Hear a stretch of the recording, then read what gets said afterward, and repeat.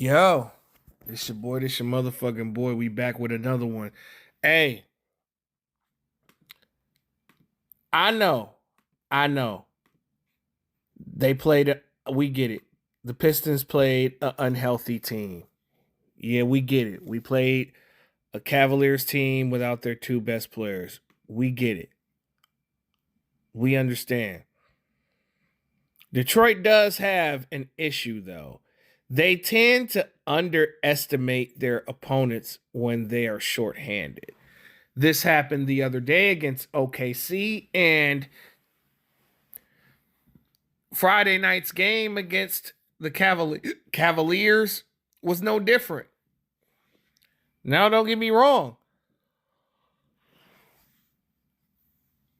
I learned something about the Cavaliers and the Pistons tonight. What I learned about the Cavaliers is they have way more depth than I thought. And the crazy part about it is they only played 9 players, and they were without two of their best players in Donovan Mitchell and James Harden. But despite that, the Pistons defeated the Cavaliers 122 to 119, but this game was more than just a score. We learned something about both teams. What I learned about the Pistons was these guys can survive certain parts of the game without Cade. They had to beat the Cavs in overtime without Cade. This was a test for the Pistons.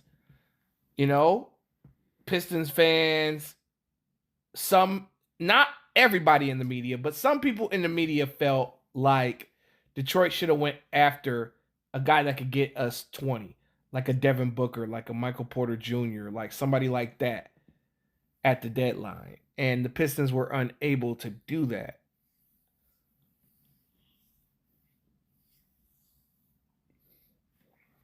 Now, could you say that the Pistons lucked up on Friday night? Absolutely. That 3-point call at the end, that fell into the Pistons' lap. It did. But if you look at the Cavaliers side, Jarrett Allen had 25 points and 9 rebounds. Evan Mobley had 23 points, 12 rebounds, and 4 blocks.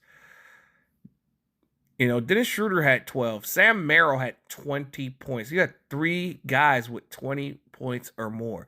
Jalen Tyson had 15 points. Thomas Bryant had 13 points off the bench. And the Cavs were without Keon Ellis as well. So I felt like Detroit kind of underestimated this team. But once Cade Cunningham fouled out of the game, Allen fouled out, Duncan Robinson fouled out, Cade Cunningham fouled out. Like that overtime, once it got to overtime, it was show and prove. Dennis Jenkins, let me tell you something. That dude got some game. It's a reason why the Pistons paid him. This guy hits big shots, and he had 3 clutch free throws at the end. A lot of guys would fold in that situation. But Jenkins made those shots that forced overtime. Despite him, he shot 2 of 10 from the field. All of his points were in the fourth quarter and overtime. He didn't even have a good night. But you got 25 points, 10 rebounds, and 7 assists from Cade Cunningham. You got 33 points and 16 rebounds and 3 assists and 3 blocks from all-star Jalen Duren. So you got ways to get buckets in the interior and on the perimeter. What the Pistons need is a more consistent third scorer. Asar Thompson also contributed 18 points, 8 rebounds, and 5 assists. 2 steals and 2 blocks. Ron Holland had 12 points. So both teams had made a great effort. This was a knockdown, drag down dogfight, but I felt like if the Pistons did not underestimate their opponent, they would have beat these guys by 20, 25 points.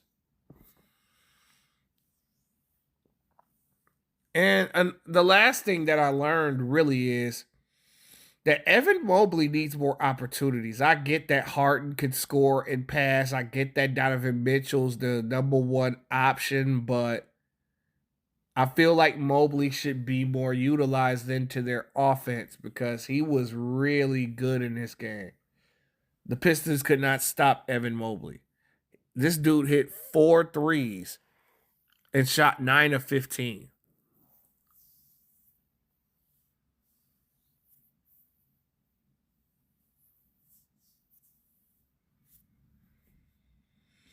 And this is a game that we could have used Isaiah Stewart.